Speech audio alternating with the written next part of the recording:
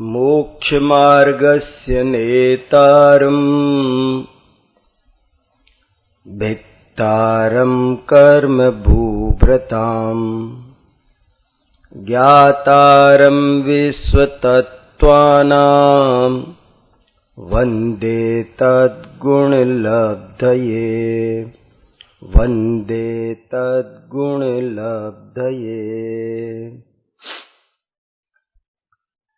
जैसा कि सुबह आप सबको सूचना दी थी कि अब पहले आपके प्रश्न, बाद में मुझे जो कुछ कहने को समय बचेगा तो कुछ और कहूँगा। प्रश्न आए हैं, 5-6 प्रश्न तो आए ही हैं। किसी और को भी कुछ कहना हो तो कहना। देखो, एक प्रश्न, हाँ एक तो आपका था, यहीं से शुरू करते हैं। पहला प्रश्न क्या? प्रश्न बोलो आप अच्छे से। आपने बताया था कि न्याय शास्त्र से भेद ज्ञान होता है। बराबर। तो भेद ज्ञान तो समझा, मगर उसमें से हे उपाधि का विवेक कैसे जागृत होता है? उनके लिए वो न्याय शास्त्र से आता है कि कभी कोई, यदि कोई सद्गुरु और किसी और से आता है? क्या उपाधि है, क्या है? बराबर। प्रश्न समझ में आया? मैं प्रश्न बोलता हूँ, प्रश्न फिर से सबको समझ में आ जाए इसलिए मैं बोल रहा हूँ। प्रश्न ये है कि आपने कहा कि न्याय शास्त्र से भेद ज्ञान होता है, तो ये तो ठीक, लेकिन उसमें से क्या हेय है, क्या उपादेय है, ये कैसे पता चलता है? क्या ये भी न्याय शास्त्र से पता चलता है कि किसी गुरु की जरूरत होती है? पहली बात, न्याय शास्त्र से भेद ज्ञान होते ही हेय और उपादेय दोनों तुरंत पकड़ में आते हैं। भेद विज्ञान में हेय और उपादेय इन्वॉल्व है, अलग से चीज नहीं है।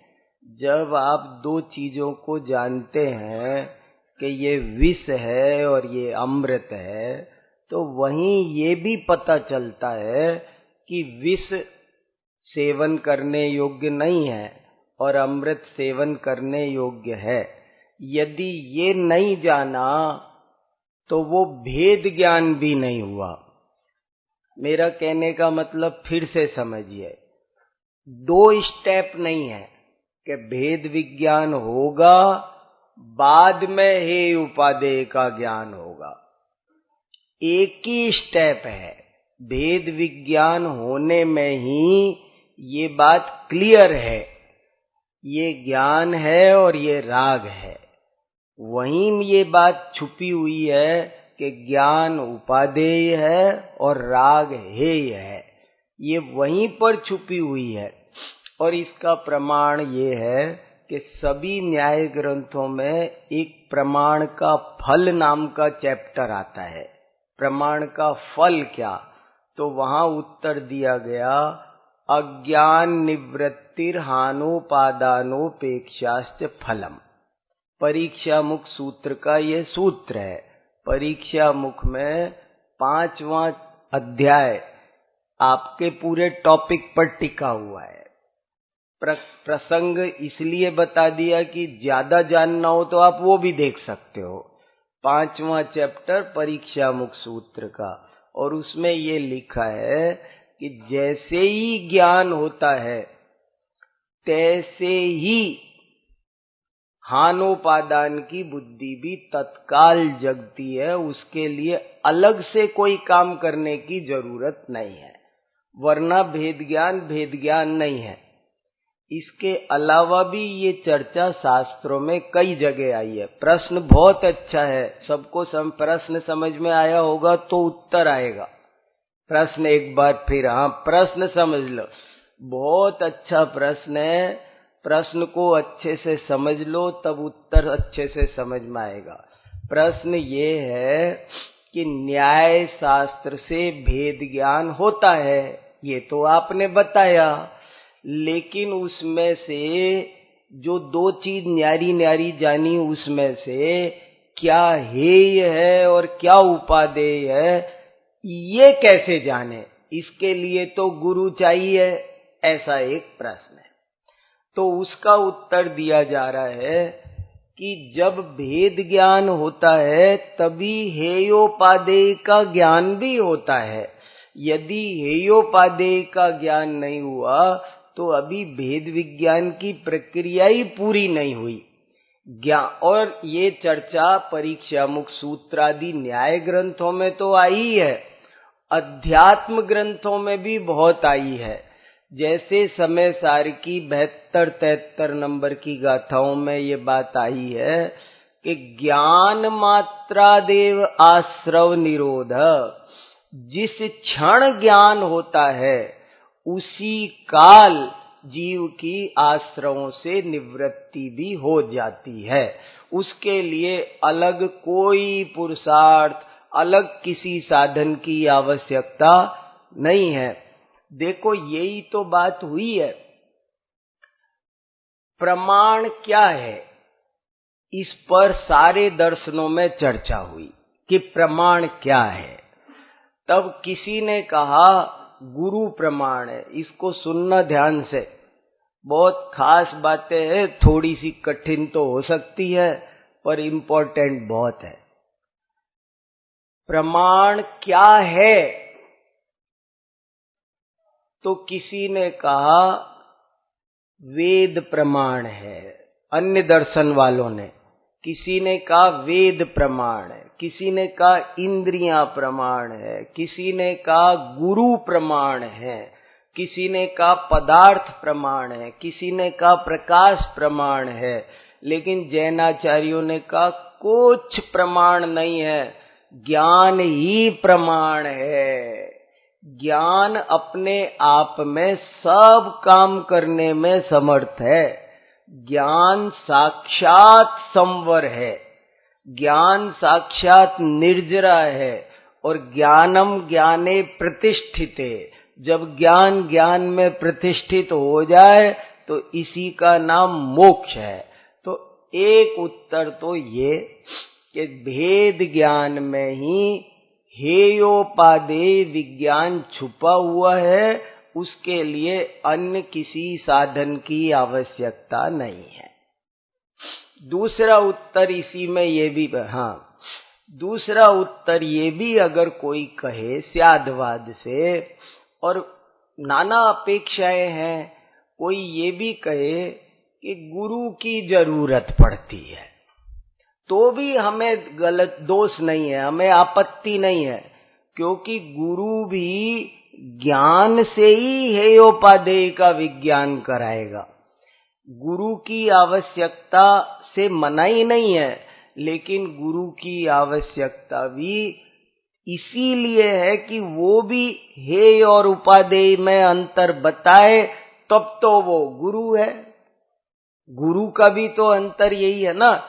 इसलिए न्याय शास्त्र में भेद ज्ञान भी होता है। और ये उदाहरण कि जैसे विष और अमृत, ये जाना, अब इसके बाद में अलग से ये बताने की जरूरत किसको पड़ेगी कि ये विष नहीं खाना है, जिसने विष को जाना नहीं होगा। इसका मतलब अभी ठीक से भेद ज्ञान हुआ नहीं है।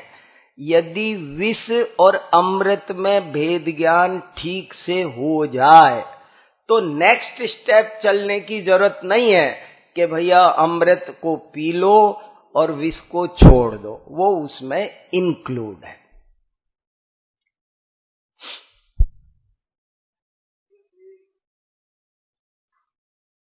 बोलो, आप बोलो, मैं रिपीट कर दूंगा। यदि किसी बाल जीव को ये बताया जाए कि एक गेहूं और एक कंकर है और भेदज्ञान करता है, तो उसको बताना तो होगा ही कि गेहूं रखना है और कंकर निकालना है। तो दूसरा स्टेप है कि वो विवेक कैसे, ऑटोमेटिक तो नहीं आएगा, वो बाल जीव है, अज्ञानी मोही संसारी जीव। बहुत अच्छा। सुबह की एक बात रिपीट करना चाहता हूं। वस्तु में मुख्य गौण नहीं होते हैं, लेकिन वाणी में मुख्य गौण होते हैं। नए मुख्य गौण करते हैं, वस्तु में मुख्य गौण नहीं होते हैं। हमने आपकी बात को मना नहीं किया, उत्तर में ही बोला कि अगर कोई एक अपेक्षा से ऐसा कहे कि हाँ गुरु की जरूरत है, तो हमको ऐतराज नहीं है। ज्ञान तो ये बताता है कि ये रास्ता दिल्ली जाता है, ये मुंबई जाता है, ये रतलाम जाता है, ये उदयपुर जाता है, लेकिन संघवी साहब को उदयपुर वाले रोड पर जाना है, बाकी 3 पर नहीं जाना है, ये कौन बताएगा? तो इसलिए गुरु की जरूरत है, मना नहीं है, लेकिन विवक्षा है। कहीं जब कहते हैं कि ज्ञान पर्याप्त है तो वहां शामिल है।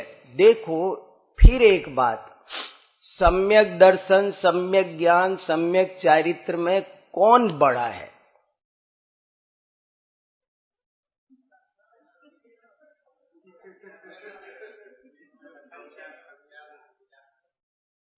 ये बड़ी बात है।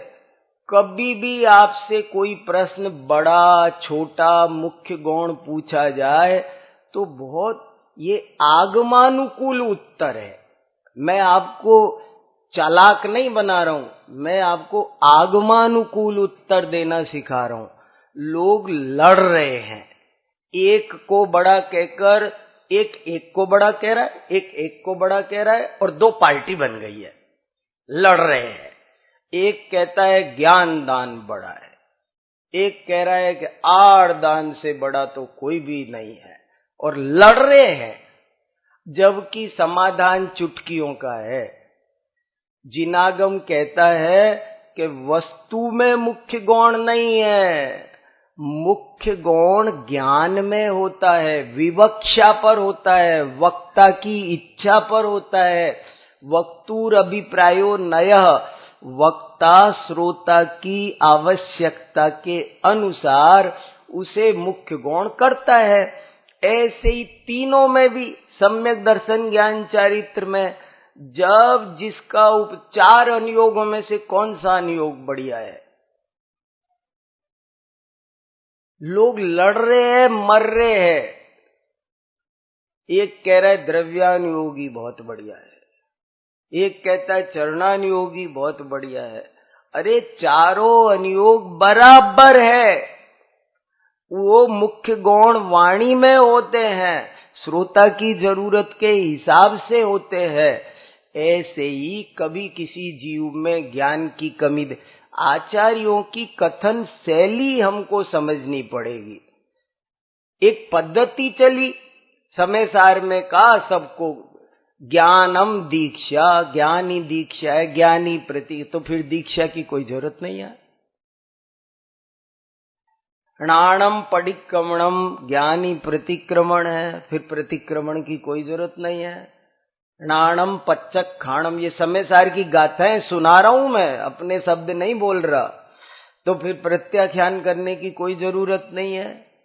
अरे ये अपेक्षाएं होती है, नाना प्रकार की अपेक्षाएं होती है।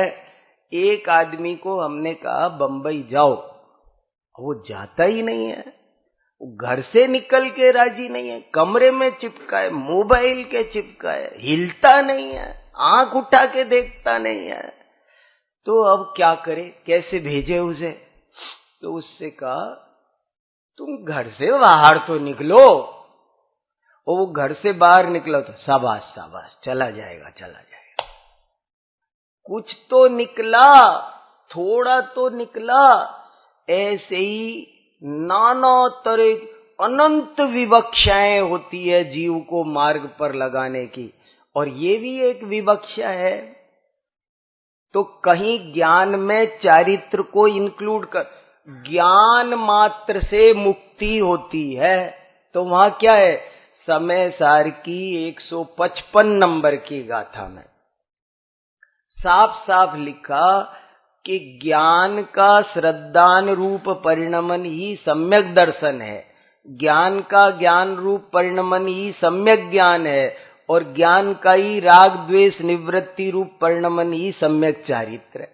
तो ज्ञान के ही 3 नाम कर दिए, ज्ञान की पर्याय चारित्र बता दी, ज्ञान की पर्याय श्रद्धान बता दी, ज्ञान की पर्याय ज्ञान बता दी। बारीक बात है, कभी भी कुछ भी कहने में आता है, विवक्षा न्यारी न्यारी होती है। एक बार जीव को मोक्ष मार्ग पर लगाने के लिए गुरु येन केन प्रकारेण उंगली पकड़ते हैं, खींचते हैं, कहीं उसको इंक्लूड करते हैं, कहीं उसको अलग अलग गिनाते हैं, कहीं 3 कहते हैं, कहीं कहते 3 है ही नहीं, कहीं 3 के भेद में उलझ जाता है तो मना ही कर देते, तीनों नहीं है, छोड़। ऐसी ऐसी विवक्षाएं आ गई। इसीलिए तो स्यादवाद और नयवाद की यही उपयोगिता है, नाना विवक्षाओं से कथन करते हैं। ठीक है, अगला प्रश्न आपका था, स्वाध्याय क्या है? स्वाध्याय का मतलब होता है, पूरा सुनना उत्तर। अब स्वाध्याय का मतलब होता है, सिंपल वे में सबकी समझ में आ जाए, किसी को भी बताना हो तो स्वाध्याय का मतलब है अध्ययन, पढ़ना। लेकिन फिर भी स्वाध्याय शब्द का प्रयोग एक खास बात कहता है। स्वाध्याय और अध्ययन एक ही बात है। कोई कहे ना, मैं कहूं कि मैं थोड़ी देर स्वाध्याय करता हूं, और कोई मेरा अजैन साथी जिसने ये शब्द नहीं सुना हो तो पूछेगा आप क्या कर रहे हो, तो मैं कहूंगा मैं थोड़ी देर शास्त्र पढ़ रहा हूं। पढ़ना माने स्वाध्याय। लेकिन स्वाध्याय शब्द में जो बात है वो बात अध्ययन शब्द में पूरी आती नहीं है। अध्ययन माने तो कुछ भी पढ़ना है, रीडिंग लगाना है, लेकिन स्वाध्याय शब्द में बहुत गहरा रहस्य भरा है। एक तो जो भी पढ़ना है स्वयं के लिए पढ़ना है, आत्म कल्याण की विशुद्ध भावना से। आत्महितकारी ग्रंथों को जब पढ़ा जाता है तो उसका नाम स्वाध्याय है। जैसे देखो, समय सार कोई इसलिए भी पढ़ रहा है कि मुझे पीएचडी करके नौकरी करनी है। अब वो उसका समय सार, वो स्टडी कर रहा है, वो अध्ययन कर रहा है, स्वाध्याय नहीं कर रहा। स्वाध्याय में श्रद्धा, भक्ति और सारी लोकेषणा का त्याग, जब विशुद्ध आत्म कल्याण की भावना से जिन वाणी को श्रद्धा भक्ति से कोई व्यक्ति पढ़ता है, न पैसा कमाने के लिए, न इज्जत कमाने के लिए, बल्कि तत्व ज्ञान करने के लिए जब कोई व्यक्ति पढ़ता है तो उसका नाम स्वाध्याय। स्व के लक्ष्य पूर्वक वीतरागता पोषक जिनवाणी का अध्ययन करना, चिंतन करना, मनन करना, पढ़ना, पढ़ाना, सोचना, सब स्वाध्याय है। स्वाध्याय के 5 भेद है: वाचना, प्रच्छना, अनुप्रेक्षा, आमनाय, धर्मोपदेश। तो ये सब स्वाध्याय बड़ा व्यापक है। और एक शास्त्र में तो लिखा, स्वाध्याय के बहुत व्यापक रूप है। नमोकार मंत्र पढ़ना भी स्वाध्याय है, पूजा करना भी स्वाध्याय है, दान देना भी स्वाध्याय है, संयम करना भी स्वाध्याय है। मोक्ष मार्ग की सारी क्रियाएं स्वाध्याय हैं, क्योंकि वे स्वयं को निर्मल करने के लिए की जा रही है, ऐसा मतलब है। तीसरा प्रश्न आपके पास भी है ना, 2-3 प्रश्न। हाँ, वहां से लेऊं पहले? ठीक है, एक प्रश्न यहां सुनो, देखो। एक प्रश्न क्या आया है क्या न्याय शास्त्र पढ़े बिना मोक्ष मिल सकता है?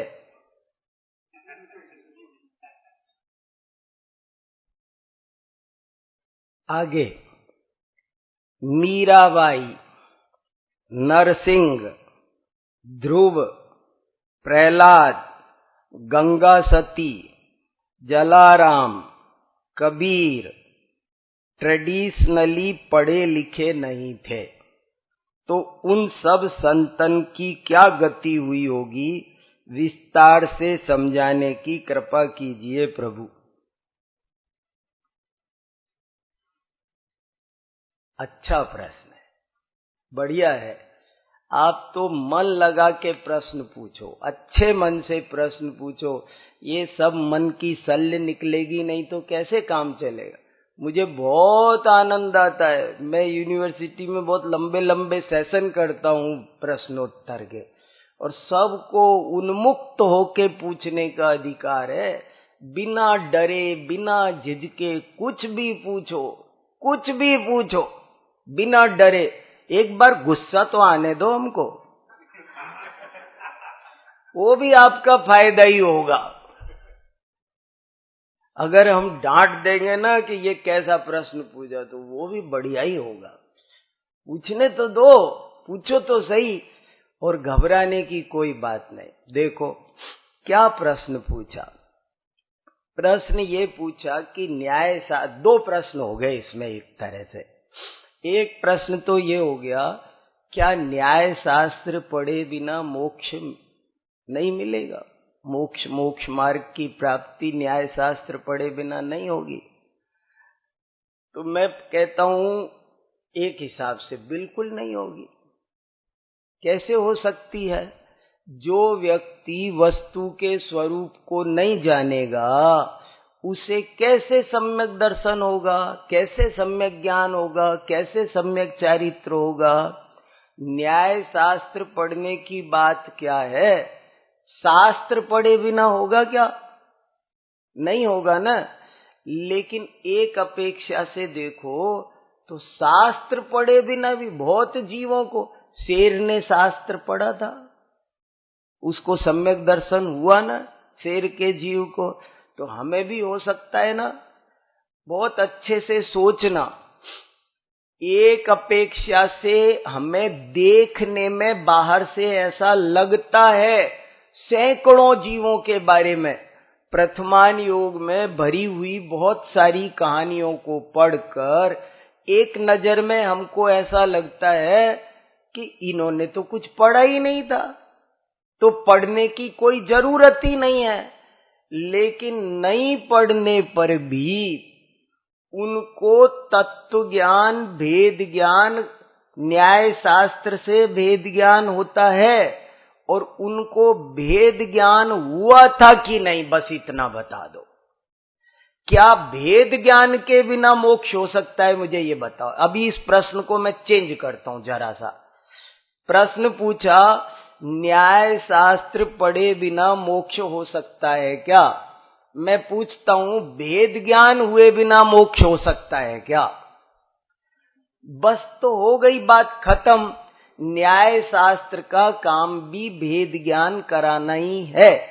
कभी वो डायरेक्ट होता है, कभी वो इनडायरेक्ट होता है, कभी वो गुप्त होता है, कभी वो प्रत्यक्ष होता है। जैसे सम्यक दर्शन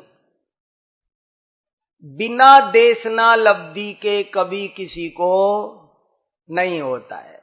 कभी भी किसी को बिना 5 लब्धियां में एक देशनालब्धि है ना, बिना देशनालब्धि के कभी किसी को सम्यक दर्शन होता है? नहीं होता है। लेकिन कई बार ऐसा देखने में आता है कि साक्षात तो देशनालब्धि है नहीं। ऐसे अनेक बार ऐसा देखने में आता है कि साक्षात तो उसने न्याय शास्त्र पढ़ा नहीं। लेकिन न्याय शास्त्र का जो प्रयोजन है वो तो उसको पता चलना चाहिए। भेद विज्ञान स्व पर स्वभाव विभाव का होना चाहिए ना। मोक्ष मार्ग प्रकाशक में एक बहुत अच्छी पंक्ति लिखी है। शिवभूति सेठ जीवादि तत्व का नाम जाण्या कोनी, और तुसमास भिन्नम रटता भया, सो यहू कोई सिद्धांत का शब्द था नहीं, पण भाव भाषण हुआ ताते केवली भया। समझ में आया आपको? शिवभूति सेठ 7 तत्व का नाम भी नहीं जानते थे, 6 द्रव्य का नाम भी नहीं जानते थे, और क्या रटने लग गए थे? तुसमास भिन्नम, तुसमास भिन्नम, तुसमास। तो तुसमास भिन्नम कौन से शास्त्र का वाक्य, कौन से तत्वार्थ सूत्र का सूत्र है? ये कोई सूत्र नहीं, आगम का वचन नहीं, मगर तुसमास भिन्नम के आधार पर उन्होंने ये निकाला कि जैसे दाल अलग, छिलका अलग, ऐसे शरीर अलग, आत्मा अलग।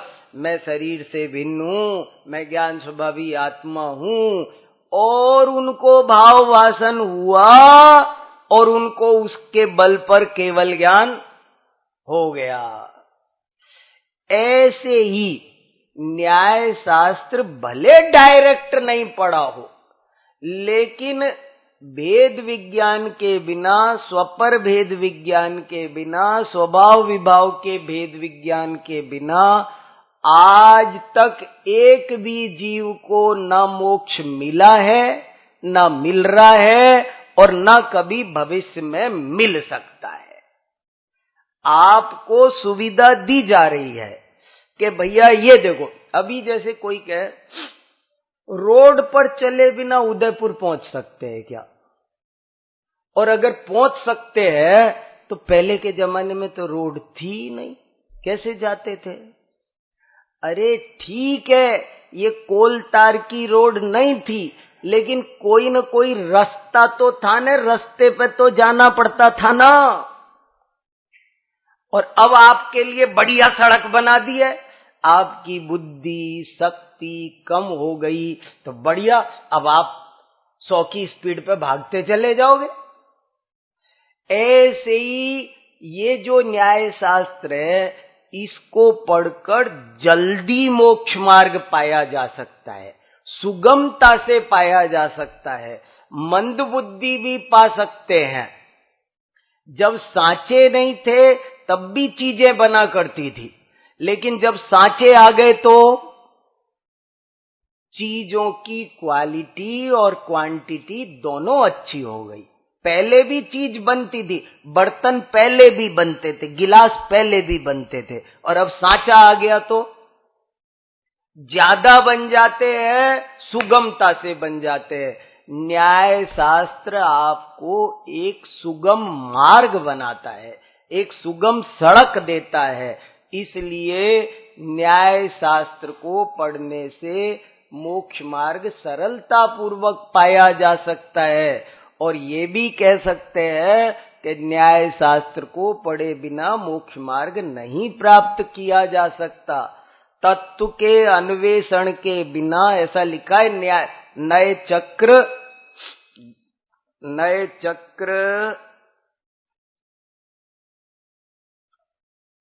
गाथा नंबर 268, उसमें साफ साफ लिखा है।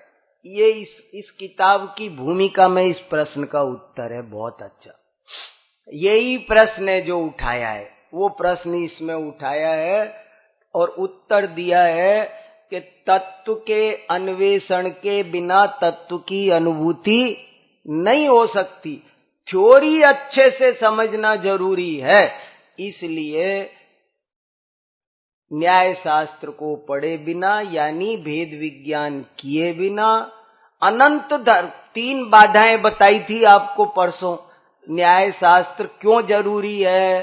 तत्व ज्ञान में 3 बाधाएं हैं। पहली बात, हम मोह राग द्वेष से ग्रस्त हैं। दूसरा, वस्तु अनंत धर्मात्मक है, उसे एक बार में जाना नहीं जा सकता। और तीसरा, लोक में मतभेद बहुत हैं, और ये तीनों बाधाओं से पार कराने का काम न्याय शास्त्र कराता है। इसलिए न्याय शास्त्र पढ़ना बहुत उपयोगी है।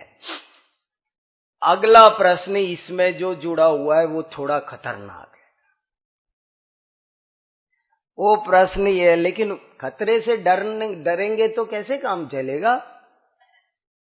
हम तो खतरों के खिलाड़ी हैं।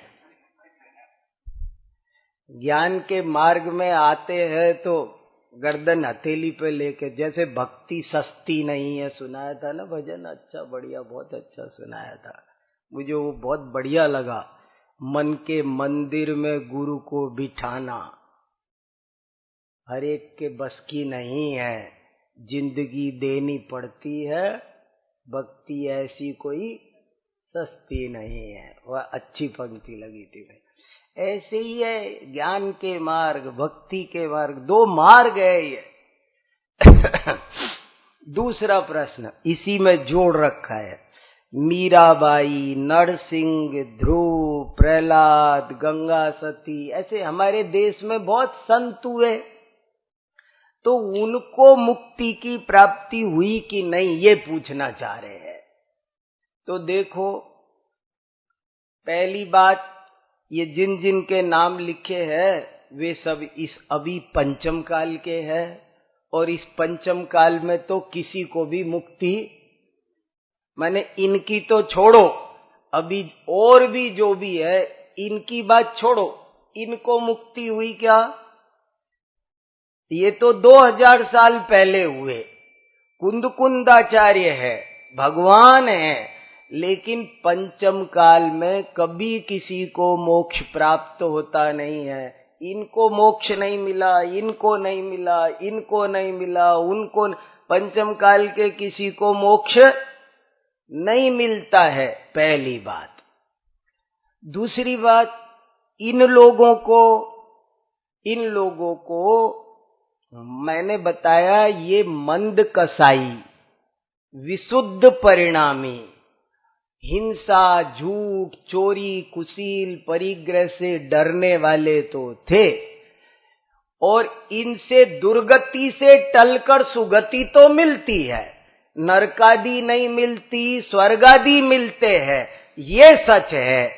लेकिन भव का अभाव तो सम्यक दर्शन ज्ञान चारित्र रूप रत्नत्रय की प्राप्ति के बिना कभी किसी को हो सकता नहीं है।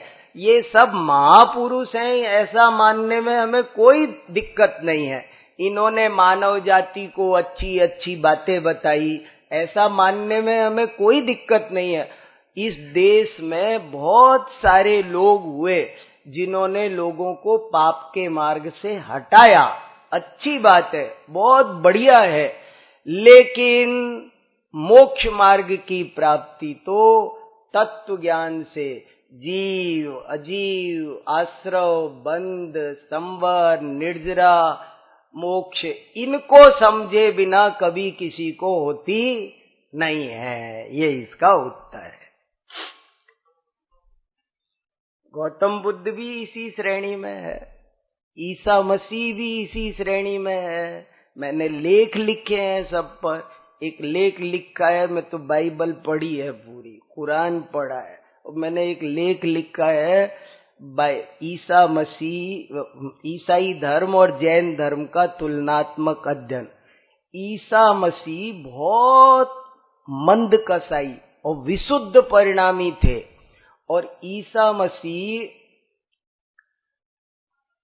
बाइबल में लिखा है, वो यहाँ पैलेस्टाइन आए थे। पैलेस्टाइन माने पालीताना।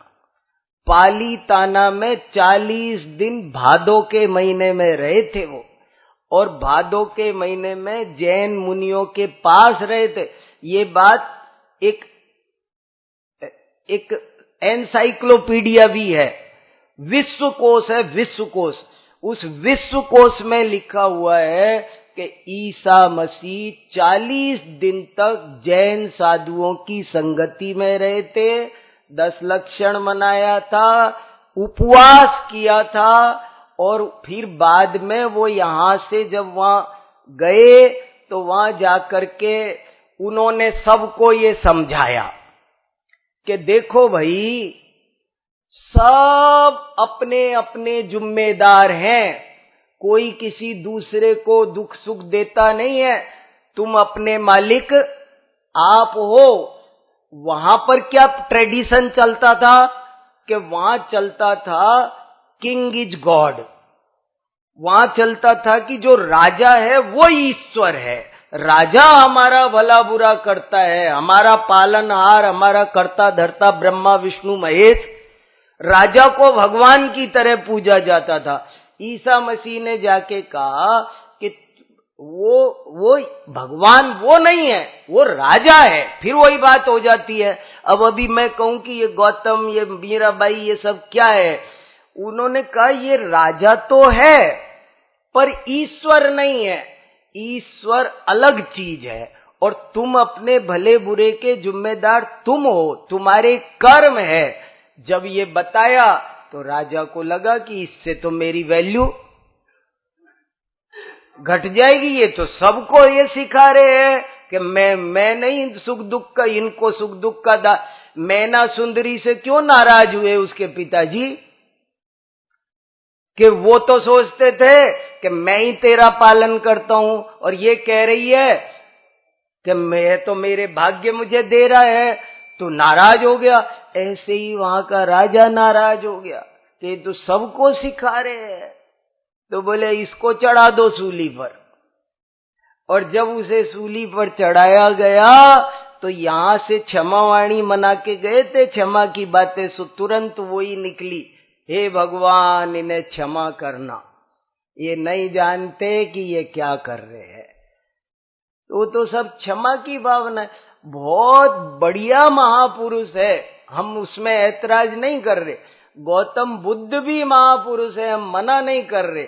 लेकिन महापुरुष होना अलग बात है और मोक्ष मार्गी होना, मोक्ष चले जाना, भगवान बनना, वो अलग बात है।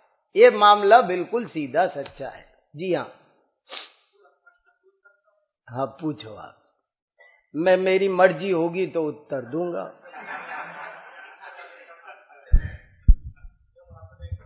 जी हाँ, क्योंकि आपने आधार वाक्य कहा। हाँ, आपने एक आधार वाक्य कहा कि श्रीमद जी का मोक्ष नहीं हुआ। हाँ, हमें बड़ा आश्चर्य होता है। हाँ, श्रीमद जी का मोक्ष नहीं होगा तो किसका होगा, ऐसा मुझे लगता है। हाँ, मेरी दृष्टि में बहुत अच्छा, जो भी है। बहुत अच्छा, बहुत अच्छा। और आपने कहा हाँ, कि पंचम काल में किसी का मोक्ष नहीं होता। हाँ, ये वाक्य किसका है? बहुत अच्छा, बहुत अच्छा। दूसरी बात, हाँ, कि मोक्ष की आपकी क्या व्याख्या है? बहुत अच्छा, बहुत बढ़िया। नमस्कार। बहुत अच्छा, बहुत अच्छा। आपका शुभ नाम जान सकते हैं? अच्छा, ये आपका प्रश्न है। ठीक, ठीक है, ठीक है। हमें नहीं पता था ना कि आप, हमको बिल्कुल किसी की शक्ल नहीं पता और बहुत अच्छे मन से उत्तर दे रहे हैं। कोई किसी को अदरवाइज लेने की जरूरत नहीं है। मैं बहुत ईमानदारी से जो बात है वो कह रहा हूं आपको। देखो, श्रीमद जी को मोक्ष नहीं हुआ। देखो, एक तो ये कि सामान्य रूप से आप किसी की भी मृत्यु होती है तो मोक्ष कह देना वो एक न्यारी बात है। वो तो शमशान घाट पे मोक्ष धाम लिख देते हैं, जो यहाँ आ जाए उसका ही मोक्ष हो गया, वो अलग बात है। पर मोक्ष की क्या परिभाषा? देखो, मैं जैन दर्शन का वक्ता हूं। यहां मैं बैठा हूं जैन दर्शन की गद्दी पर। आप मेरे से वो उत्तर सुनोगे जो जिनवाणी दे रही है। मैं उत्तर मेरे मन का नहीं दे रहा हूं, मैं दुनिया का उत्तर नहीं दे रहा हूं। जैन शास्त्रों में आप जहां कहो, मैं अभी आपको दिखा देता हूं। जैनेन्द्र सिद्धांत को पंचम काल निकाल लो आप और उसमें तुरंत देख लो पंचम काल की क्या क्या विशेषताएं हैं। पंचम काल में कभी देखो, आप ऐसा मत समझो कि मैं श्रीमद रायचंद जी को छोटा कर रहा हूं। मैं तो उनका खुद बहुत बड़ा भक्त हूं। इतने बड़े महापुरुष है, इतनी अच्छी अच्छी उनकी बातें हैं जिसका कोई हिसाब नहीं। मैंने अलग से उनका श्रीमद राजचंद्र घर पर ऊपर सजा के रखा, यदा कदा पढ़ता हूं। आज किताब मिली, मैं फिर लेके गया। मैं वो बात नहीं कह रहा, लेकिन मेरा ये कहना है, जैसे समझ लो मैं यूनिवर्सिटी में प्रोफेसर हूं, तो मैं प्रोफेसर हूं, वाइस चांसलर नहीं हूं। सीधी सी बात है, जो जिस पद पर है उसको उस पद पर कहना चाहिए, उस पद से ऊपर कहने की। और अगर मैं अपने आप को यहां बता जाऊं आपको कि मैं वाइस चांसलर हूं, तो पता है क्या होगा? मैं प्रोफेसर भी नहीं बचूंगा, कल जाते ही लेटर मिलेगा। अगर मैं यहां बोलूं ना कि मैं हमारी यूनिवर्सिटी का वाइस चांसलर हूं, तो मैं वाइस चांसलर तो बनूंगा ही नहीं, प्रोफेसर भी नहीं रहूंगा। तो ये हमको जो जिस स्थिति में है उस स्थिति, वे अगले जन्म में मोक्ष जाएंगे, इस जन्म में कोई मोक्ष जाता नहीं है। पंचम काल में किसी भी जीव को मोक्ष होता नहीं है। मोक्ष की परिभाषा साफ साफ लिखी है, मोह क्षयात ज्ञान दर्शना वर्णांतराय क्षयाच केवलम। जब तक केवल ज्ञान न हो, श्रीमद जी को केवल ज्ञान हुआ था क्या? पूर्ण वीतरागता हुई थी क्या? चार घातीय कर्मों का नाश होकर अरिहंत बने थे क्या?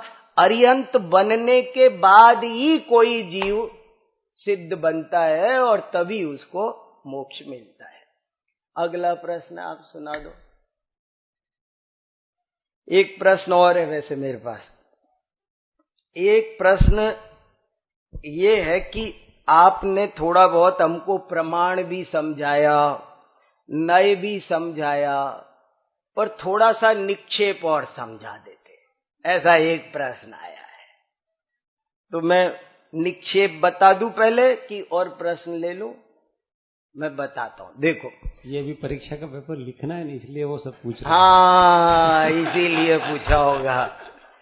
और एक प्रश्न ये आया है, उसका उत्तर आप दे देना, मैं नहीं दे सकता, कि ये किताबें हमको चाहिए। एक ने ये प्रश्न लिखा है कि हमें ये न्याय प्रदीपिका और न्याय मंदिर चाहिए, पर यहां से ले जाने को मना कर रहे हैं और हमें किताबें ले जाना है, पढ़ना है, तो किताबें कैसे मिलेगी? तो अगर यहाँ मिल सकती हो तो बहुत अच्छा है, आप बता देना। और नहीं मिल सकती हो तो आप लोग मुझसे कहना, मैं वहां से भेज दूंगा। पता देना, हमारा नंबर ले लेना, और आपको कभी भी कोई प्रश्न पूछना हो तो हम तैयार हैं। आप हमें व्हाट्सएप पर प्रश्न भेज देना, हम उत्तर देंगे। किताब चाहिए हो, कोई भी जैन ग्रंथ चाहिए हो और मैं आपकी कोई मदद कर सकता हूं तो आप मुझे बताना, मैं अच्छे मन से करूंगा। जिसको चाहिए वो व्यक्तिगत संपर्क करें। बस, जिनको किताबें चाहिए वो यहाँ से चाहिए हो तो आप भाई साहब से ले लेना, यहाँ मिल जाएगी, बहुत अच्छा है। और कदाचित नहीं मिल पाए तो आप हमको बता देना, हम वहां से भेज देंगे, ठीक है। 986 पुस्तक में है, पर फिर भी बोल रहा हूं मैं, सार्वजनिक, चिंता नहीं करो, खुली किताब। 986888607, ठीक है ना। अब इस प्रश्न का और थोड़ा उत्तर देता हूं। प्रश्न है कि निक्षेप का स्वरूप क्या होता है, वो बताओ। देखो, 4 निक्षेप होते हैं, नाम, स्थापना, द्रव्य और भाव। फिर से एक बार, निक्षेप 4 होते हैं, नाम निक्षेप, स्थापना निक्षेप, द्रव्य निक्षेप और भाव निक्षेप। 4 निक्षेप होते हैं। ये कहना चाहते हैं कि दुनिया की हर चीज 4 तरह की होती है। दुनिया की हर चीज 4 तरह की होती है। जैसे राजा 4 तरह का होता है, एक नाम राजा, एक स्थापना राजा, एक द्रव्य राजा, एक भाव राजा। ऐसे हर चीज होती है। केला 4 तरह का होता है, एक नाम केला, एक स्थापना केला, एक द्रव्य केला, एक भाव केला। हर चीज, मकान 4 तरह का होता है, लड्डू 4 तरह का होता है, एक नाम लड्डू, स्थापना लड्डू, द्रव्य लड्डू, भाव लड्डू। क्या फर्क है चारों में? कि जब हम केवल नाम रखते हैं किसी वस्तु का या व्यक्ति का, तो उसका नाम होता है नाम निक्षेप। नाम निक्षेप की परिभाषा क्या है कि जब हमको और कोई मतलब नहीं है, उसके गुणों से मतलब नहीं है, लोक व्यवहार चलाने के लिए जब किसी वस्तु या व्यक्ति का नाम रखा जाता है तो उसका नाम होता है नाम निक्षेप। जैसे हो सकता है मैंने मेरे स्कूटर का नाम रख दिया राजा। अब मैंने बेटे से कहा बेटा राजा लेके आ, राजा लेके आ माने स्कूटर लेके आ, नाम राजा। नाम राजा का मतलब है आपने नाम आपके कुत्ते का नाम हो सकता है, आपके नौकर का नाम हो सकता है, आपके रसोइये का नाम हो सकता है, कुछ किसी भी चीज का नाम हो सकता है। अब उस पर कोई आर्ग्यूमेंट नहीं होगा, ये राजा है क्या है कि बात नहीं है। नाम छदामी लाल है तो आपको इसके पास करोड़ों रुपए क्यों है, हो सकते हैं। नाम सुंदरलाल हो सकता है और कुरूप हो, नाम कालीचरण हो सकता है और हो गोरीलाल जी, कोई गोरेलाल हो और काले हो। नाम का मतलब है अतद गुणे वस्तुनि लोक संव्यवहारार्थम, उसमें गुण देखे बिना। मेरा नाम वीर सागर है पर मुझे तो डर लगता है, तो ये नाम का क्या, तो नाम निक्षेप कहता है नाम महावीर। महावीर 4 तरह के हैं, एक नाम महावीर, एक स्थापना महावीर, एक द्रव्य महावीर, एक भाव महावीर। नाम महावीर का मतलब होता है कि जब हम किसी भी चीज का व्यक्ति का नाम रख देते हैं, बस किसी आदमी का नाम हो सकता है महावीर, तो वो 24वां तीर्थंकर नहीं है, उसकी पूजा नहीं करनी है अष्टद्रव्य से, वो नाम निक्षेप से महावीर है। स्थापना महावीर क्या गांव का नाम हो सकता है ही। तो कोई भी कैसे भी करके जब हम किसी चीज का नाम रखते हैं तो इसका मतलब है नाम निक्षेप। दूसरा है स्थापना निक्षेप। स्थापना निक्षेप का मतलब है जब हम किसी वस्तु में, किसी आकार में ये वो है ऐसी बुद्धि स्थापित कर देते हैं तो उसका नाम होता है स्थापना निक्षेप। जैसे हमने राजा की कोई स्टेचू बना दी, हमने राजा का कोई चित्र बना दिया, या हम शतरंज खेल रहे हैं और एक गोटी का नाम रख दिया कि ये राजा है। स्थापना 2 तरह की होती है, एक तदाकार स्थापना, एक अतदाकार स्थापना। उसी के आकार की भी हो सकती है, आकार की हो तो उसका नाम तदाकार स्थापना है, और जब उसके आकार की नहीं हो तो उसका नाम अतदाकार स्थापना है।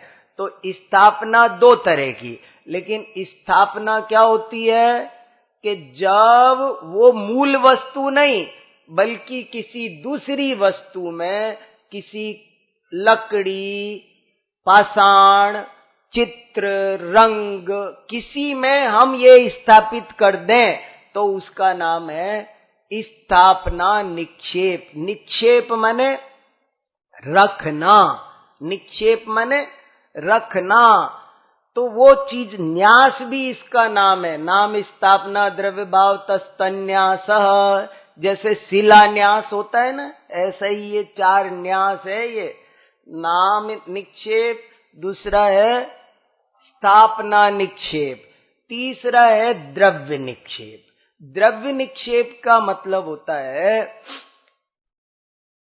कि जब कोई चीज भविष्य में बनने वाली है, आज नहीं है। जैसे राजा का बेटा राजकुमार अभी खेल रहा है, लेकिन उसी से कोई कह देता है और राजा साहब। जैसे मैं छोटा था तो मेरे पिताजी कपड़े की दुकान करते थे और मैं उस दुकान पे बैठता था छोटा सा, तो कितने ही ग्राहक आके कहते थे और सेठ जी। मुझे सेठ जी, मैं कहता था मैं सेठ जी हूं क्या? सेठ जी तो मेरे पिताजी है, लेकिन वो मुझे क्यों बोलते थे? ये सोच के कि शायद ये भविष्य में सेठ जी बनेगा, बना नहीं वो अलग बात। मगर वो जो द्रव्य निक्षेप का, द्रव्य माने योग्यता, द्रव्य माने योग्यता, जिसमें राजा बनने की योग्यता है, कभी बनेगा। जैसे मेडिकल कॉलेज में कोई भर्ती होने जाता है तो भर्ती होके आता है और गांव वाले, और डॉक्टर साहब। कोई शास्त्री संस्कृत कॉलेज में भर्ती होने जाता है और गांव वाले पहली छुट्टी में आएगा तो ही, और शास्त्री जी, अरे शास्त्री तो 3 साल बाद होंगे। पर अभी से कहने लग जाना, इसका नाम है द्रव्य निक्षेप। और भाव निक्षेप का मतलब होता है कि वो वर्तमान में उस पर्याय से सही। द्रव्य निक्षेप एक प्रश्न है, द्रव्य निक्षेप भावी पर्याय पर ही आरोपित होता है कि भूतकाल पर भी होता है? भूतकाल पर भी होता है।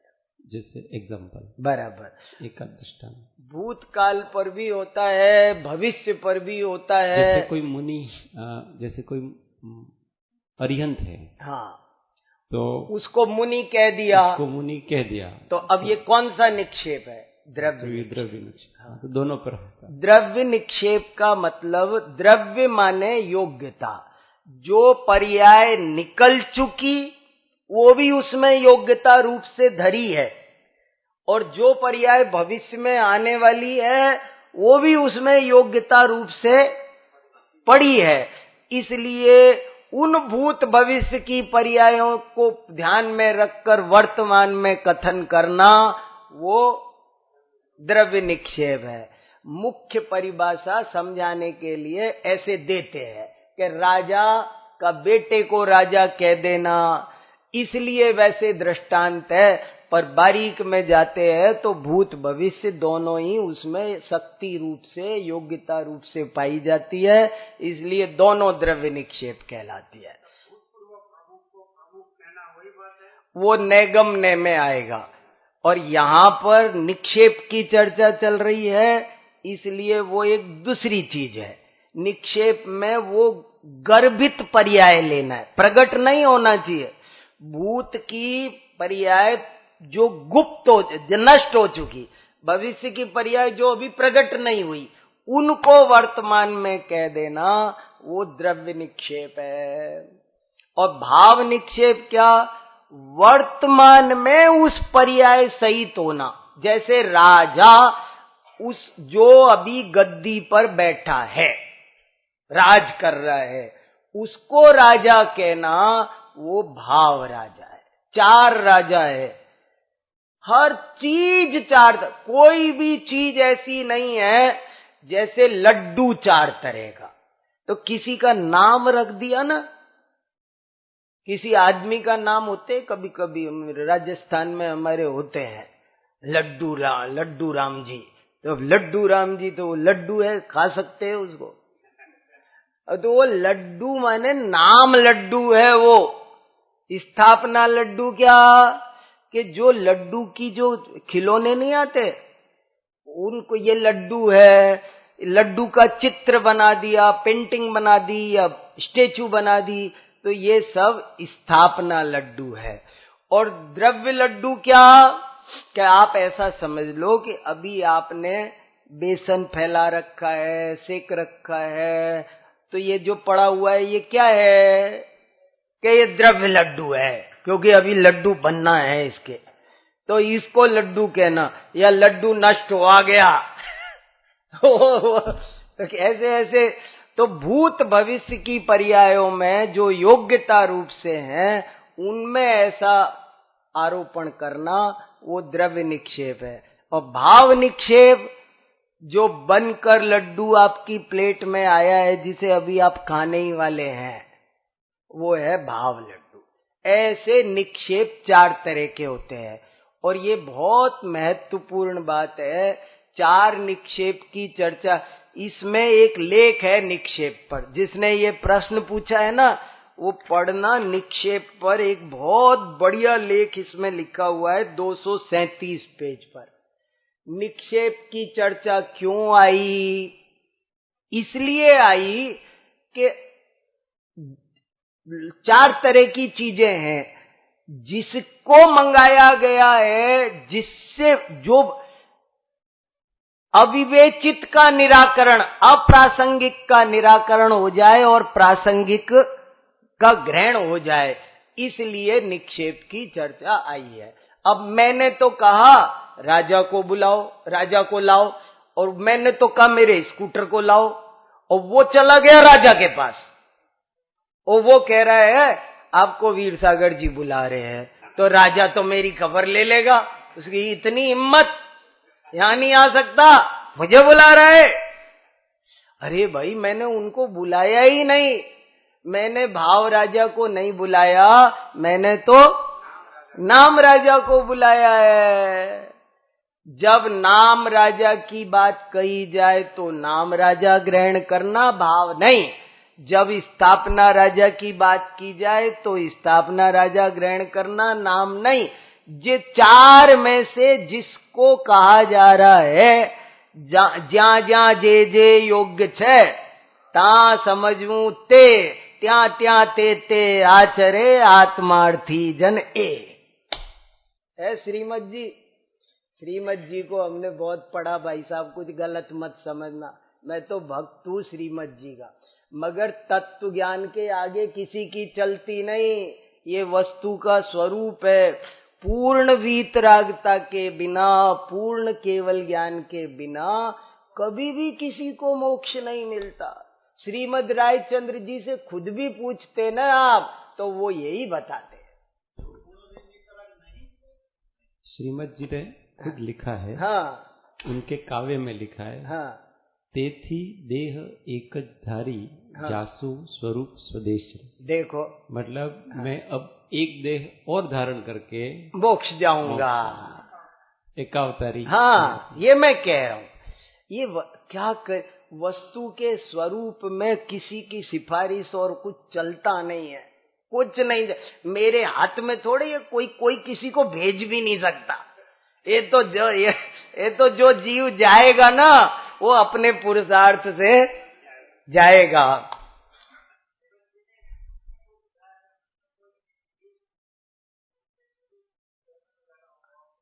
हाँ तो सही है, इसमें क्या बात है। जैसी कोई घबराने की बात, मैं तो कह रहा ये भी तो बहुत वो एक भावतारी, आप मुझसे कहो मैं 5 भाव बाद जाऊंगा तो भी मैं खुश हो जाऊंगा, अभी आप सबको मिठाई खिलाऊंगा। अरे बड़ी बात है। महावीर भगवान को 10 जन्म लग गए, सम्यक दर्शन कब हुआ? से पार्श्वनाथ भगवान की पर्याय, पार्श्वनाथ भगवान को कब सम्यक दर्शन हुआ? साधना ऐसे ही चलती है। बहुत बड़े साधक थे, इसमें कोई संदेह नहीं। और ये सभी, आपको पता है मैंने 3 सब्जेक्ट में एमए किया है। मैंने हिंदी में भी एमए किया। ये मीरा, कबीर, इनको खूब पढ़ा नहीं, पढ़ाया है। मैं अभी सैकड़ों पद में अभी सुना सकता हूँ लाइन से। हाँ बिल्कुल सही बात है। यही तो हम बता रहे, ज्ञान अंदर से। कल कहानी सुनाई थी हमने सदानंद नगर की, आप थे कि नहीं यहाँ, है ना? तो ज्ञान 2 मिनट में प्रकट हो सकता है, बड़ी बात नहीं है। किताब पढ़ना राजमार्ग नहीं है। हर आदमी अभी मैं खुद ही बता रहा हूं शिवभूति मुनि का दृष्टांत। शिवभूति मुनि जीवादि 7 तत्व का नाम नहीं जाने, मगर भेद विज्ञान के बिना कोई संत नहीं होता। ये बात सच है। अगले प्रश्न और ले ले, एक आधा जो है हो गया ना। निक्षेप का इतना ही काफी है, ज्यादा चाहिए तो इसमें लेख है निक्षेप पर, वो पढ़ लेना। ये प्रश्न, आप जिस तरह सच्ची बात को झूठी और झूठी बात को सच्ची साबित करते हैं उससे कुतर्क नहीं कहा जा सकता क्या? वाह। मेरे हिसाब से तो ये स्यादवाद की जगह कुतर्कवाद है, कृपया स्पष्टता कीजिए। बहुत अच्छा, बहुत बड़ा। ओ, आपके कहने से उनकी हिम्मत जागी है। बहुत अच्छा है। अरे बहुत, आपको एक घटना सुनाऊं जोरदार, फिर इस प्रश्न का उत्तर देता हूं। हजारी प्रसाद द्विवेदी का नाम सुने हो? हजारी प्रसाद द्विवेदी बहुत बड़े देश के, विश्व के मूर्धन्य साहित्यकार। तो उन्होंने एक किताब लिखी थी, बाण भट्ट की आत्मकथा। एक किताब है उनकी, बहुत सुंदर किताब है, बाण भट्ट की आत्मकथा। तो वो नई नई छप के बाजार में आई थी, लोग दीवाने थे, पढ़ रहे थे। तो उन्होंने अपनी यूनिवर्सिटी में उस किताब पर एक सेमिनार रखा, एक गोष्ठी रखी।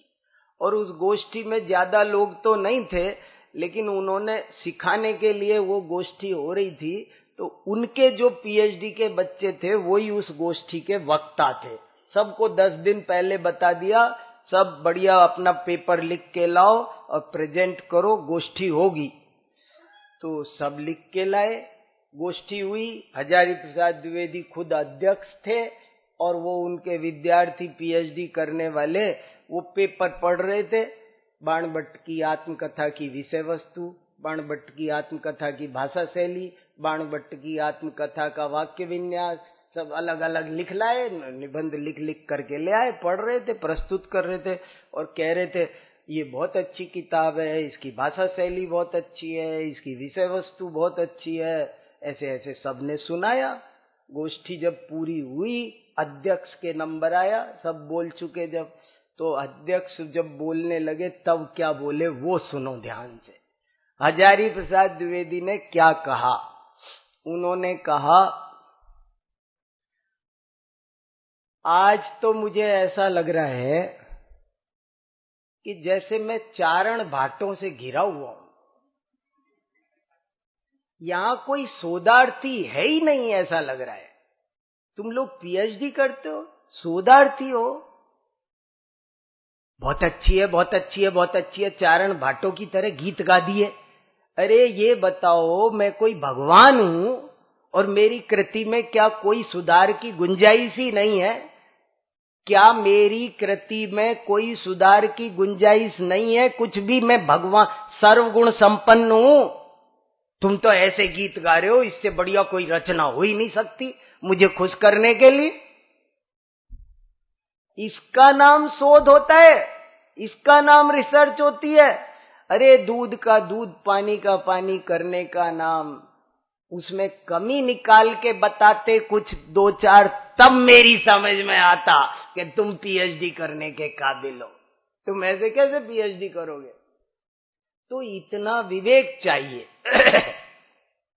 परीक्षा माने समीक्षा, गुण दोष को ईमानदारी से देखना, बिना किसी लाग लपेट के, जरा सा भी बैलेंस बिगाड़े बिना। ऐसा नहीं होना चाहिए। मैं कहता रहता हूं, मतभेद बताने का मतलब ये नहीं होता है कि मैं नाराज हूं। मतभेद हो पर मनभेद नहीं हो, इसका नाम आदर्श समाज है। जिस समाज में मतभेद नहीं, वो समाज भी आदर्श नहीं। और जिस समाज में मतभेद नहीं मगर मनभेद है, तो भी इसमें आदर्श। अच्छा समाज वो है जहां विचारों में भिन्नता होती है पर मन में भिन्नता नहीं होती। एक शेर है बहुत अच्छा, दिल मिले या ना मिले, हाथ तो मिलाते रहिए, बात बने या न बने, बात तो चलाते रहिए। चर्चा तो करो, चर्चा करने में क्या बुराई है? तो प्रश्न कि आप सही बात को भी गलत सिद्ध कर रहे हो और गलत बात को भी सही सिद्ध कर रहे हो, तो ये तो कुतर्कवाद हुआ, तर्कवाद नहीं हुआ, न्याय नहीं हुआ, स्यादवाद नहीं हुआ। देखो भैया, स्यादवाद को थोड़ा अच्छे से समझो। हम क्या कहना चाहते हैं उसे अच्छे से समझो। मैं ये कहना चाहता हूं, फिर सुनो, शॉर्ट में सार बात फिर बोल रहा हूं। स्यादवाद एक ऐसी अच्छी बात बताता है कि आप कोई भी वाक्य बोलो, एक भी सेंटेंस बोलो, तो आप स्यात लगाया करो, वरना आपका सही बात भी गलत हो जाएगी और गलत बात भी सही हो जाएगी।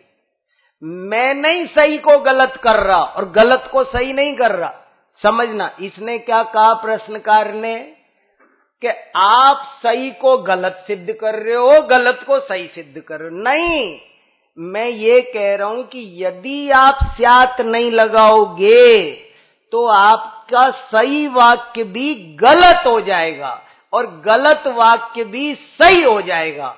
अगर आप चाहते हो कि सही वाक्य सही बना रहे और गलत वाक्य गलत बना रहे, तो आप स्यात लगाया करो। मैं ये कह रहा हूं, समझ में आया? उत्तर समझ में आया? हम सही को गलत नहीं कर रहे, गलत को सही नहीं कर रहे। हम तो ये कह रहे गलत गलत बना रहेगा, लेकिन जब आप स्यात लगाओगे, नहीं लगाओगे तो गलत हो जाएगा। अगर आप कहोगे अभव्य को सम्यक दर्शन नहीं हो सकता और आप स्यात नहीं लगाओगे, सर्वथा अभव्य को सम्यक दर्शन नहीं हो सकता, फिर तो किसी अभव्य नाम के व्यक्ति को, नामधारी अभव्य को, आपको पता है ना, सचमुच में ही एक मुनि महाराज का नाम था अभव्य सेन, मोक्ष मार्ग प्रकाशक में आया है। अब एक मुनि महाराज का नाम था अभव्य सेन, तो नाम तो हो सकता है ना किसी का। अब किसी का, अगर आप कहोगे कि अभव्य को सम्यक दर्शन नहीं हो सकता सर्वथा, तो वो नामधारी अभव्य को भी सम्यक दर्शन नहीं हो पाएगा, आपकी बात गलत हो जाएगी। हम तो आपको सुरक्षित कर रहे हैं, आपकी बात का मिसयूज ना हो जाए। आप चेक भरते हो ना, तो चेक भर के उस पर टेप चिपकाते हो, इधर लाइन डालते हो, इधर लाइन डालते हो, और अगर इबारत में लिखना हो ना, तो 10,000 का चेक हो ना, 10,000 समझ लो 10 लाख का चेक है, तो आप क्या करोगे? 9,99,999 जिसका एक कम है और 1,01,000 जिसका ज्यादा होता है, उतनी रकम दे दी जाए। क्यों लिखा? ये आगे पीछे एक एक संख्या बढ़ाए, क्योंकि मिसयूज ना हो जाए उसका। आपने जो कथन कहा है वो कथन सही बना रहे, गलत ना हो जाए। जो गलत कहा है वो गलत बना रह जाए, सही नहीं रहे, इसके लिए स्यात लगवा रहे हैं। ठीक है? और कोई और भी थे ना, 2-3 प्रश्न थे ना, आप पूछो, बेफिक्र होके, घबराने की बात नहीं। हाँ, नहीं, मैंने कहा पाणिनि हमारे जैन वैयाकरण हुए सर्ववर्म। प्रश्न हो गया, ये प्रश्न सुन लो पहले पूरा। हाँ, हाँ, नहीं बताया, नहीं बताया, नहीं बताया। मैंने ये बताया था, हाँ, मैंने ये नहीं बताया था कि पाणिनि 5,000 साल पहले हुए थे। मैंने तो ये कहा था एक कातंत्र नाम का व्याकरण है, जैन व्याकरण, जिसको आचार्य सर्ववर्मा ने लिखा है, जैन व्याकरण है, और वो व्याकरण 5,000 साल पुराना है। और पाणिनि व्याकरण से पहले दुनिया में गली गली में संस्कृत पाठशालाओं में वही पढ़ाया जाता था, ये मैंने कहा है। और ये बात उन्होंने पाणिनि की टीका में पतंजलि महाभाष्य में लिखी है। हाँ, ठीक है, ठीक है, अच्छा है ना, ऐसे ही तो। वो जो व्याकरण पढ़ाया जाता था, हाँ, वो ऐसे ओरली था या लिखा हुआ ग्रंथ था? तब तो श्रुत परंपरा थी। हमारे यहाँ सभी शास्त्र लिखित परंपरा में 2000 साल से हैं। 2000 साल पहले लिखित परंपरा नहीं थी, श्रुत परंपरा थी। श्रुत पंचमी मनाते हैं ना, तो कातंत्र व्याकरण भी मौखिक परंपरा से चलता था।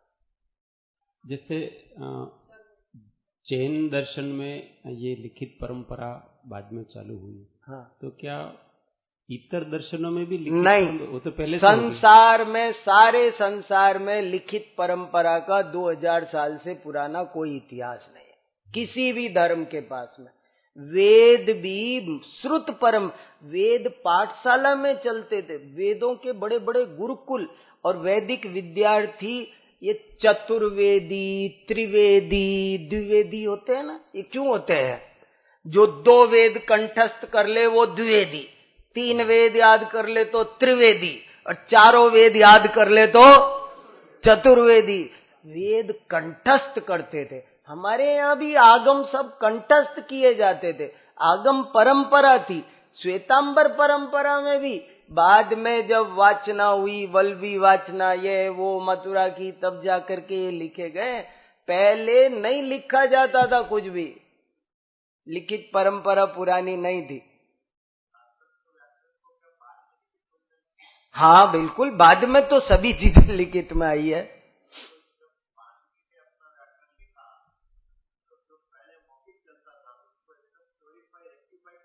नहीं, पाणिनि ने पहले नहीं लिखा, हम फिर, हाँ,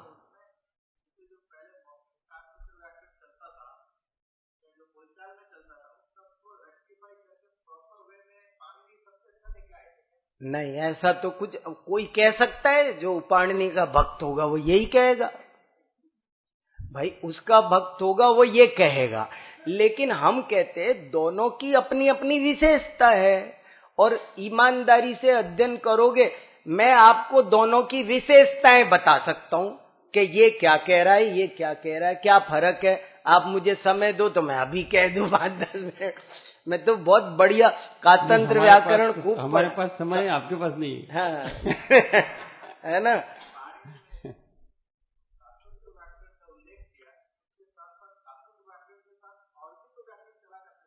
देखो मैं बताता हूँ, चलते थे।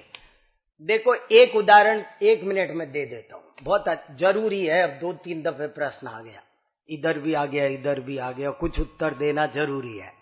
देखो क्या फर्क है पाणिनि व्याकरण में और कातंत्र व्याकरण में। अंतर बताता हूँ आपको, एक अंतर से सब अंतर पते चल जाएंगे, एक अंतर से सारे अंतर पता चल जाएंगे। जैसे चंदन कैसे लिखना, चंदन, तो पाणिनि व्याकरण कहता है पहले च लिखो, फिर आगे आधा न लिखो, फिर द लिखो, फिर न लिखो। कातंत्र व्याकरण कहता है कि सुनो, च लिखो, ऊपर बिंदी लगाओ, आगे आधा न मत लिखो, ऊपर बिंदी लगाओ, द लिखो, न लिखो। तो बोले, पूछा उनसे ऐसे क्यों करना? समझ में आई बात? समझ में आई? चंदन लिखने के 2 तरीके हैं। एक तो च पर बिंदी लगाओ तो भी चंदन है, और एक च के आगे न लिखो तो भी चंदन है, और दोनों शुद्ध है, अशुद्ध कोई भी नहीं है। न पाणिनि गलत है, न कातंत्र गलत है, दोनों सही सिखा रहे हैं, गलत कोई नहीं सिखा रहा। गलत भ्रम में मत रहना। पाणिनि का व्याकरण बुरा है ये मैं बिल्कुल नहीं कह रहा हूं, मैं तो वो भी सही सिखा रहे हैं, ये भी सही सिखा रहे हैं। ऐसा क्यों हुआ कि कातंत्र लिखने वाले ने उत्तर दिया कि आप बिंदी लगाओगे ना न की बजाय, तो कागज कम लगेगा, समय कम लगेगा, स्याही कम लगेगी, शक्ति कम लगेगी। ये अपरिग्रहवाद की प्रतीक है। अरे भाई ये पूरी किताब है, इस किताब में आधा ने हटा हटा करके बिंदी लगा दी जाए ना तो इसमें 5 पेज कम हो जाएंगे, और ये किताब 5000 छपी है, तो 5 पेज कम होंगे तो 25,000 पेज कम हो जाएंगे। पेज बनते हैं पेड़ों से, तो पर्यावरण का भी भला होगा।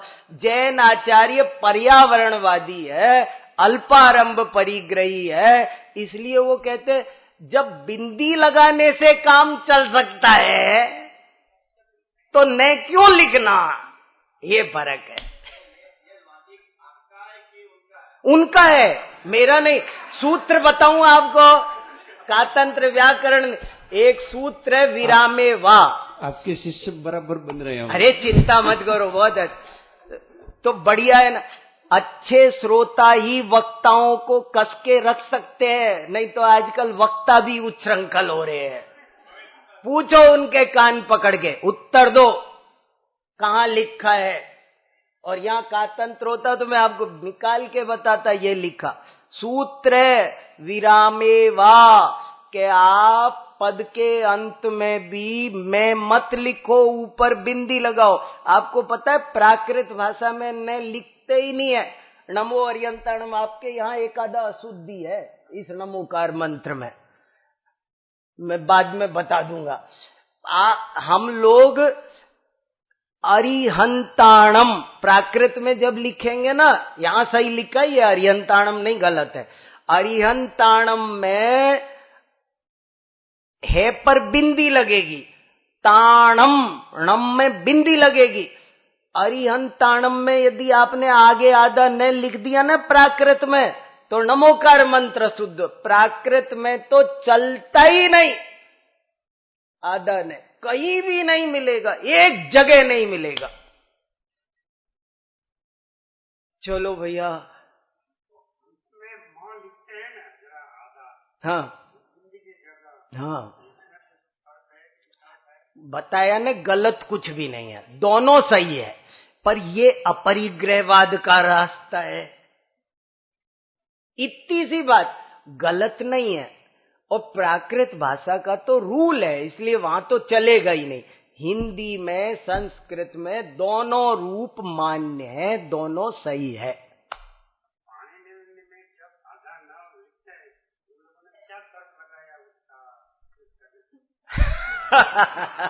अब बता, उन लोगों ने अपरिग्रह की बात बताई, पानी लेने क्या था, उनके भक्तों ने क्या कर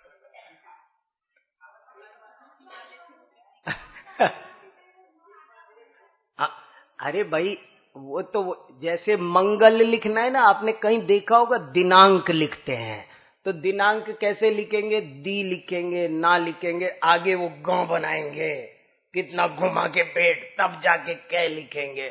और जैन आचार्य कहते काय को इतना घूम रहे हो, ना के ऊपर बिंदी डाल दो। अनुनासिक वाली बात है। खैर छोड़ो, ये परंपराएं हैं, और वादे वादे जायते तत्व बोधा। भिन्न भिन्न सब तरह के लोग हैं, सब तरह की रुचियां हैं, कोई बहुत बड़ी बात नहीं है। ये कोई बहुत बड़ी, ये ना विवाद की बात है, गलत कुछ भी नहीं है, सब अपने ढंग से देखने कहने का तरीका। बोलो भाई साहब। हाँ हाँ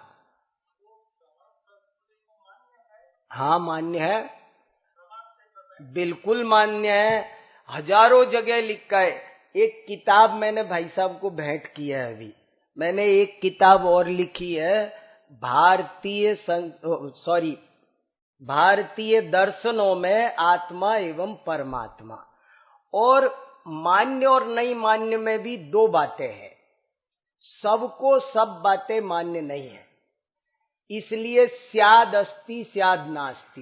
वेद शब्द का अर्थ होता है ज्ञान, और हमने हमारे 4 अनुयोगों को लिखा है, 4 वेद हैं, तो श्रवण संस्कृति को वेद मान्य हुए कि नहीं? जब हम 4 अनुयोगों को क्या बोल रहे हैं, हमारे यहाँ स्तुति करते हैं भगवान की, योगी यते वेद पुराण शास्त्र सदेव देवो हृदये ममास्तम।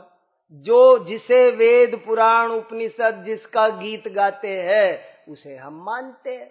लेकिन वैदिक परंपरा में, वेद में अगर कोई बात हिंसा पर क्षेपण कर दी गई तो वो कहते भाई हम नहीं मानते।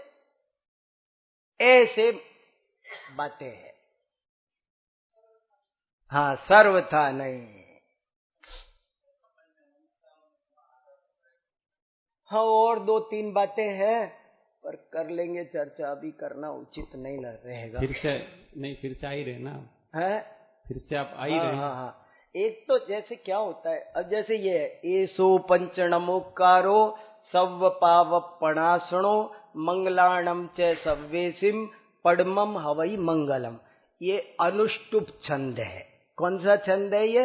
अनुष्टुप। अनुष्टुप छंद में 8 8 8 8 के 32 अक्षर होते हैं, समझना। इसको प्रमाण श्लोक बोलते हैं। इसकी क्या क्या पोजीशन है, इसकी सर नियम क्या है इसका? 8 जैसे मोक्ष मार्गस्य नेतारम भेत्तारम कर्म भूव्रताम, ये क्या है? अनुष्टुप है। इसमें 8 8 8 8 के 4 चरण होते हैं, तब ये 32 अक्षरों का एक श्लोक होता है। तो यहाँ पद्मम हवई नहीं हो सकता क्योंकि 9 अक्षर हो गए। पद्मम होई मंगलम, तब 8 बनेंगे। समझ में आई बात? समझ में आई क्या? किसमें? कहां पर? नहीं नहीं, वो प्राकृत में बनता नहीं, हो ही बनता है। भवती का प्राकृत रूप है। अब सब भाषा सब पढ़नी पड़ेगी, सब यही रहना पड़ेगा। नमोकारों की जगह नमो यारो आता है। हाँ, तो सही क्या है? वो दोनों चलता है। प्राकृत भाषा 5 तरह की होती है। सौरसेनी, पैसाची, महाराष्ट्री, मागधी, अर्धमागधी, 5 तरह की प्राकृत होती है। प्राकृत में एमए करना पड़ेगा।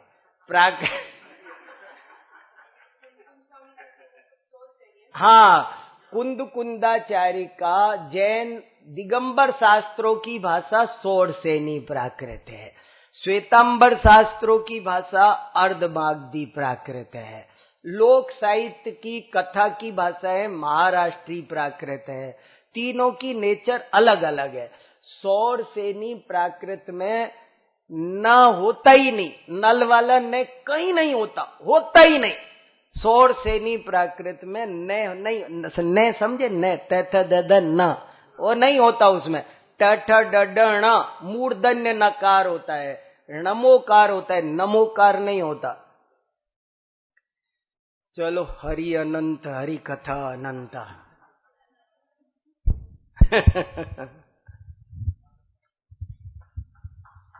एक बात और बस, जाने में अनजाने में, मन से वचन से, किसी को भी मेरी कोई बात से तिल तुस मात्र भी ठेस पहुंची हो तो मैं जिनवाणी की गद्दी पर बैठा हूं, सच्चे हृदय से आप सब से क्षमा याचना करता हूं।